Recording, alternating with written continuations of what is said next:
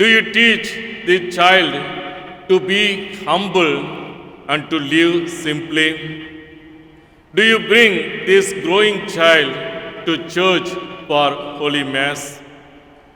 What can we learn from the nativity of St. John the Baptist?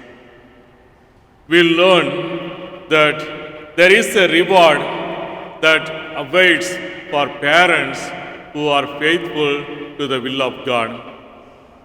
We learn that when the child is taught about the values of simplicity and humility, the child would grow up to be simple, humble as well. John grew up as a simple and humble man.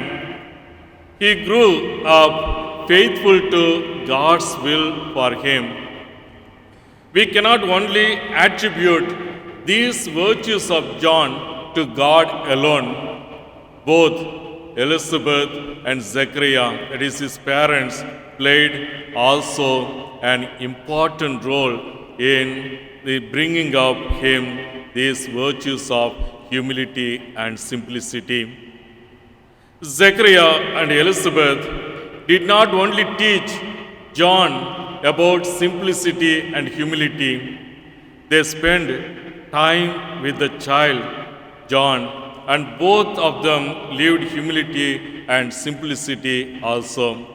So, my dear brothers and sisters, many children today are pampered and spoiled by their parents. They buy their children the newest gadget or they buy the expensive things and to supposedly show their love. However, giving them the latest gadgets is not a show of love. It is, in fact, a treatment of parents, a lack of real unconditional love towards their children.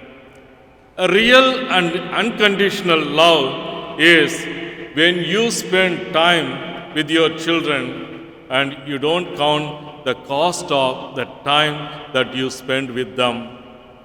You simply savor and treasure that time, for you know that the time you spend with your children is a time well spent, which no money or things can replace. So, my dear brothers and sisters, let us ask this question to ourselves today as we bring up our children.